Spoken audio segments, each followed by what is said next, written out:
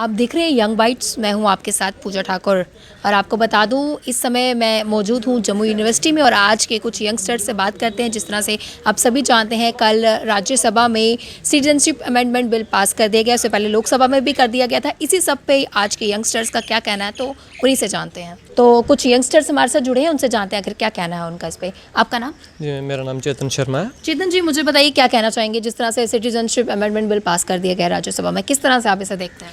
जी ma'am, जिस तरह से हमारे लोकसभा और उसके बाद राज्यसभा में सिटीजन अमेंडमेंट बिल पास हो गया, हम इसका स्वागत करते हैं।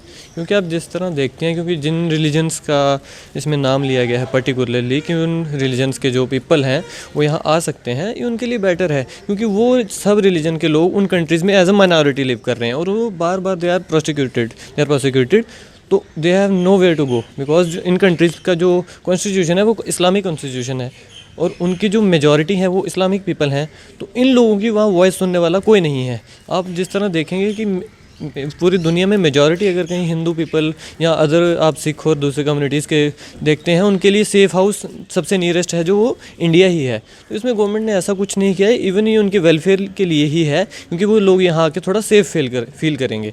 और जहाँ तक बात की जा रही है कि मुस्लिम लोगों को नज़रअंदाज किया जा रहा है, तो किसी भी आप उसका बिल का ड्राफ्ट देखिए, उसमें कहीं नहीं लिखा कि मुस्लिम यहाँ नहीं आ सकता है। अगर कोई मुस्लिम भी है, आप जैसे देखते हैं कुछ एक रोहिंग्यास जो म्यांमार से आए हैं उनको यहाँ सिटीजनशिप मिली है, क्योंकि उनकी जो वैलिडेशन चेक की गई कि हाँ कि ये बिल्कुल इनके ऊपर अत्याचार हुआ है। उसमें आप देखते हैं यूएन की जो यूएनओ के थ्रू उनको रिफ्यूजीज कार्ड वगैरह इशू हुए थे, वो शेल्टर ले रहे हैं। इवन हमारे जम्मू में भी रोहिंग्याज हैं और हमारे इंडिया में तमाम हमारी जगहों पे रोहिंग्याज बसे हुए हैं, बट वो लीगली आए हैं। और इसमें मुस्लिम्स का ये कहना कि हमें बाहर निकाल दिया गया, ऐसा मुझे तो कुछ लगता नहीं है। जी, आपका नाम? जी, मेरा नाम मशकूर इलाही खान है। मुझे बताइए जिस तरह से सिटीजनशिप अमेंडमेंट बिल पास हो गया है राज्यसभा में कल, क्या कहना चाहेंगे, किस तरह से देखते हैं आप इसे? देखिए, इस बिल को कहीं ना कहीं एक तरफा देखा जा सकता है और ये बिल कहीं ना कहीं मजाक है इंडियन कॉन्स्टिट्यूशन के साथ, ये मजाक है सेकुलरिज्म के साथ, ये मजाक है डेमोक्रेसी के साथ। अगर आप सिटीज़नशिप ग्रांट कर रहे हैं किसी को, तो ये ज़रूरी नहीं आप एक पर्टिकुलर कम्युनिटी को दो। हाँ, कहीं से अफ़गानिस्तान से अगर आए हैं, हिंदूज़ हैं या सिख हैं, कहीं और से भी आए हैं, तो और साइमल्टेनियसली आप दूसरे एक कम्युनिटी को रिजेक्ट कर रहे हैं, इट मीन्स कहीं ना कहीं आप जो है उस कम्युनिटी के अगेंस्ट काम कर रहे हैं और उस कम्युनिटी के दिमाग में आप कहीं ना कहीं खुद ये बात डाल रहे हैं कि हमारे जो भी काम होंगे वो आपके खिलाफ होंगे। और कहीं ना कहीं उस कम्युनिटी के दिमाग में आप ये बात डाल रहे हैं कि इस सरकार के ऊपर भरोसा नहीं किया जा सकता और इस सरकार जो है वो हमारे वेलफेयर के लिए नहीं है। ऐसा नहीं है कि कांग्रेस के दौर में सिटीज़नशिप ग्रांट नहीं की गई, कांग्रेस के दौर में भी बहुत सारी सिटीज़नशिप ग्रांट की गई, लेकिन एक प्रोसीजर के थ्रू उसमें वहाँ पर इन्होंने इस तरीके से सिटीज़नशिप प्रोवाइड नहीं की कि हिंदू है या ये सिख है, बल्कि जिसने अप्लाई किया उसको दी गई। लेकिन ये बिल जहाँ पर आप देख सकते हैं 125 वोट इसको यस में मिले हैं और 99 वोट्स जो है वो इसके अगेंस्ट थे।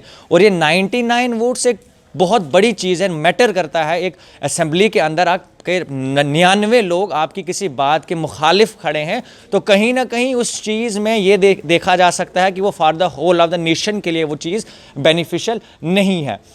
चूँकि मैं एक मुस्लिम हूँ, इट डज नॉट मीन कि मैं इसको पसंद नहीं करता हूँ, वो इस वजह से मैं इसको पसंद नहीं। मैं फैक्चुअल बात कहूँगा कि अगर इसी सिटीज़नशिप बिल को अगर इस तरीके से आप ले सकते हैं कि अफ़गानिस्तान से, पाकिस्तान से, बांग्लादेश से जो भी लोग यहाँ पर रह रहे हैं फॉर दिस टाइम पीरियड, हम उनको सिटीज़नशिप ग्रांट करेंगे, तो हो सकता है मैं इस वक्त आपके सामने ये अप्रिशिएट करता गवर्नमेंट के इस फैसले को। लेकिन जब आप पर्टिकुलर कुछ कम्युनिटीज़ को इसका बेनिफिट दे रहे हैं और एक कम्युनिटी को डिप्राइव कर रहे हैं, तो कहीं ना कहीं उस कम्युनिटी के लिए दिमाग में आप खुद ही एक जहर डाल रहे हो अपने खिलाफ। और ऐसा हो सकता है अगर इस तरीके से काम किए गए तो ये कम्युनिटी खुद को सेफ महसूस नहीं करेगी और हो सकता है सड़कों पर आए, आंदोलन करे, और जो कि हमारे मुल्क के लिए एक अच्छी बात नहीं रहेगी। जी, आपका नाम? इश्तियाक अहमद। इश्तियाक जी, मुझे बताइए आप किस तरह से देखते हैं इस बिल को? देखिए, जिस तरह जो ये बिल पास हुआ है, गवर्नमेंट का जो डिसीजन, मैं समझता हूँ ये बिल्कुल गलत डिसीजन है। हमारे देश के अंदर जहाँ इतने कल्चर, इतने रिलीजन साथ में रहते हैं और इस देश में लोगों के अंदर ये फीलिंग्स पैदा करना, गैर मुस्लिम फीलिंग्स पैदा करना, मैं समझता हूँ ये देश के लिए एक गलत बात है और देश की देश का जो संविधान है, और ये देश के संविधान को भी कहीं ना कहीं वायलेट करता है। आर्टिकल 25, 26 को आप पढ़ेंगे, आर्टिकल 14 को आप पढ़ेंगे, तो ये हमारे देश का जो संविधान है और हमारे देश की जो फाउंडेशन है, उस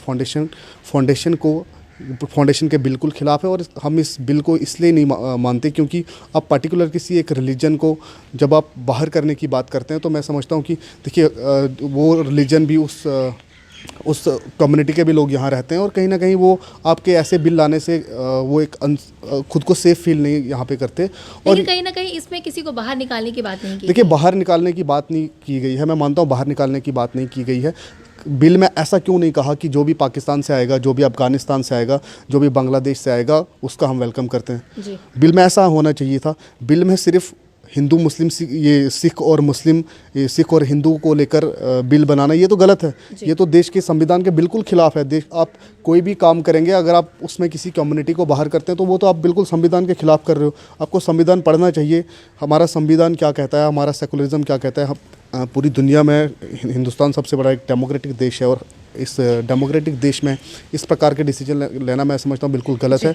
इन लोगों को संविधान पढ़ना चाहिए, संविधान की इज्जत करनी चाहिए, संविधान को अच्छे से पढ़ना चाहिए, उसके बाद बिल बनाना चाहिए। जो भी काम किया जाए वो समाज के वेलफेयर के लिए काम हो, और जो भी कोई चीज़ समाज को तोड़ने की बात करती हो, उस चीज़ को नहीं करना चाहिए। वो समाज का तोड़ हमारे संविधान में नहीं है। हमारा संविधान पूरी कम्युनिटी को, पूरे रिलीजन को एक करता है, जोड़ता है, तोड़ता नहीं है। गवर्नमेंट को जो ये बिल लाए हैं, इन लोगों को अच्छे से संविधान पढ़ना चाहिए, उसके बाद बिल लाना चाहिए। देश को जोड़ने की बात करनी चाहिए, देश को तोड़ने की बात नहीं की जाए। Thank you. धन्यवाद जी। आपका नाम? मेरा नाम ठाकुर सनी सिंह। जी सनी जी, मुझे बताइए किस तरह से आप देखते हैं सिटीजनशिप अमेंडमेंट बिल को? देखिए, जो बिल जो हमारी सरकार थी भारत के अंदर, this is very appreciable step taken by the concerned government, and would like to appreciate the Prime Minister Narendra Bhai Modi ji and his whole administration team who is working along with him. And I think ये जो bill है वो ना केवल हमारे जम्मू कश्मीर रियासत के अंदर, चाहे भारत देश के अंदर जितने भी रियासतें हैं, उन रियासतों के अंदर जो बाहर से जो रेफ्यूजी जो यहाँ सेटल्ड हुए हैं, चाहे वो 1947 के हों, और चाहे जो 2010 या 11 के अंदर जो पाकिस्तान से लोग जम्मू कश्मीर के अंदर आए थे, तो मुझे लगता है कि ये पॉजिटिव है उन लोगों के लिए जो लोग 10, 15, 20, 40 साल से यहाँ रह रहे थे। अगर मैं जम्मू कश्मीर रियासत की बात करूँ, तो जम्मू कश्मीर रियासत के अंदर भी जो हमारे रिफ्यूजी भाई हैं, चाहे 1947 की मैं बात करूँ, बिकॉज मैं काफ़ी सारे उन लोगों को जानता हूँ जो बड़े सफ़र कर रहे हैं, बिकॉज उनके पास जॉब्स नहीं हैं, उनके पास ज़मीनें नहीं हैं, हक नहीं है, बट वो लोग डर डर के छुप के रह रहे थे। अगर उनसे कोई पूछता था कि आपका बैग, आपका होम, आपके घर कहाँ पीछे, तो वो डरते थे बोलने के थे हम लोग पाकिस्तान से आए हैं। और मुझे लगता है कि उन लोगों के लिए ये बहुत बहुत मुबारकबाद का वो दिन है जो हमारी रियासत के अंदर, चाहे मैं जम्मू कश्मीर की बात करूँ, मैं सबको बधाई देना चाहता हूँ, और जो हमारी सरकारें हैं उनको भी बधाई देना चाहता हूँ। और जो भारत सरकार के द्वारा जो 370 का वाक़या हो, जैसे अदर जो मुद्दे हों, उन्होंने बड़े ज़ोरों शोरों से उसे उठाया, और जो वादे किए थे वो निभाए भी हैं। तो मुझे लगता है कि this step is very very appreciable by the government and would like to salute. तो सिटीजनशिप अमेंडमेंट बिल को लेकर हमने कुछ यंगस्टर से बात की, और इस सब पर उन्होंने अपनी अपनी प्रतिक्रिया रखी। अगली अपडेट लेकर फिर मैं हाजिर होंगी, तब तक के लिए आप देखते रहे यंग बाइट्स। वीडियो जर्नलिस्ट अभिषेक बड़ू के साथ मैं पूजा ठाकुर, यंग बाइट्स जम्मू।